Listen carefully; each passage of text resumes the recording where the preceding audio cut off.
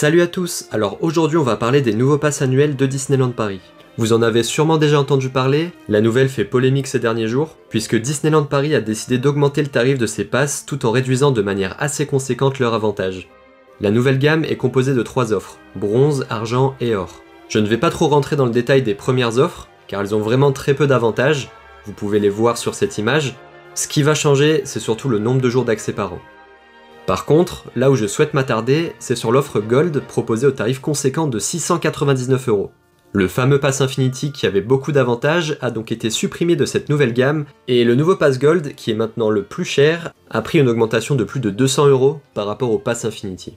On parle donc ici d'une forte augmentation avec beaucoup moins d'avantages. Par exemple, vous n'aurez plus la location de poussettes incluse, plus de parking Infinity dédié, plus de billets privilèges pour inviter vos amis, plus d'emplacements réservés pour les spectacles, plus d'entrées réservées pour accéder au parc, plus d'avantages dans les hôtels, plus de conciergerie ni d'accès gratuit au chenil, sans oublier des remises boutiques qui passent de 20 à 15%, enfin bref, une offre beaucoup moins intéressante et beaucoup plus chère, ce qui n'est pas du tout justifié compte tenu de l'évolution de l'offre proposée par les parcs. Alors cependant, il y a quand même des bruits de couloir qui diraient qu'un pass ressemblant à l'Infinity serait dévoilé plus tard dans l'année, ou peut-être même l'année prochaine, reprenant des avantages de l'Infinity qu'on n'a plus sur le Gold. Mais du coup, imaginez bien que ce pass ne serait plus autour des 500€ comme l'Infinity, mais serait plutôt autour des 1000€. Soit une augmentation de plus de 50%, sachant que le Gold est déjà à 699€. On a eu un plan d'expansion des studios en 2018, et aujourd'hui, hormis Avengers Campus qui apporte de la valeur aux studios, car assez récent et moderne, le reste n'a pas évolué. Et si je vous parle de 2018, c'est parce que j'ai souvenir qu'en 2018, le Pass Infinity était proposé à 399€, avec tous les avantages que j'ai cités précédemment, la possibilité de se baigner dans les piscines des hôtels, d'avoir 20 billets privilèges à 35€, et j'en passe.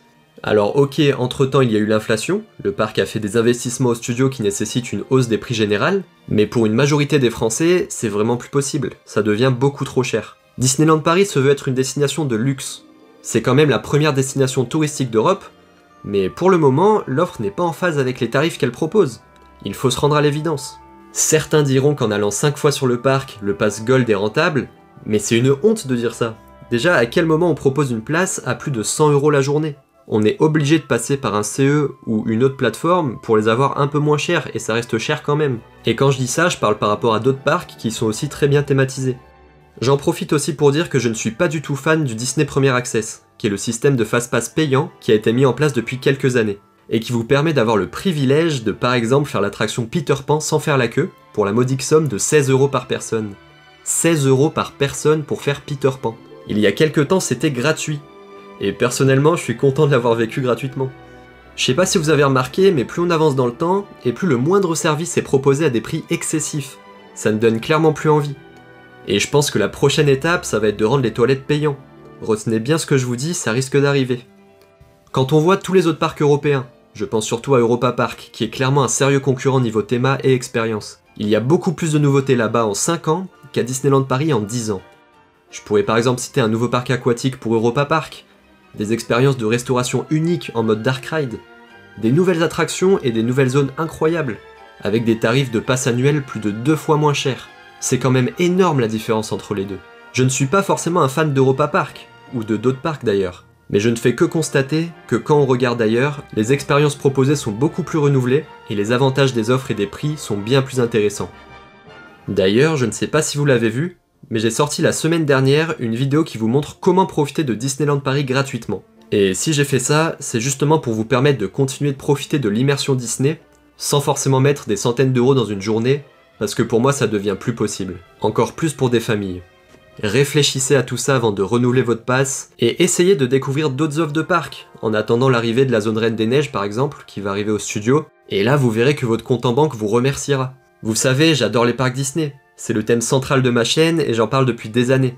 Mais au bout d'un moment, faut pas non plus être excessif et garder une part d'objectivité. Disneyland Paris ça ne vaut clairement plus le coup pour l'instant, et j'espère de tout cœur que les futures nouveautés redonneront au parc des arguments pour y retourner, parce que là, ça devient vraiment compliqué.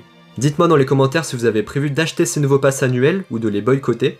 Dites-moi si vous êtes content ou pas de ces nouvelles offres avec moins d'avantages. Je ne sais pas qui va être content de ça, mais c'est possible. J'ai déjà vu des gens dire que c'était justifié vu que c'était une destination premium. En tout cas voilà, n'hésitez pas à me donner votre avis dans les commentaires. Moi maintenant vous savez ce que j'en pense. N'hésitez pas à laisser un gros pouce bleu si la vidéo vous a plu, à vous abonner et à activer la petite clochette. Quant à nous on se retrouve dans de prochaines vidéos, restez connectés et à bientôt.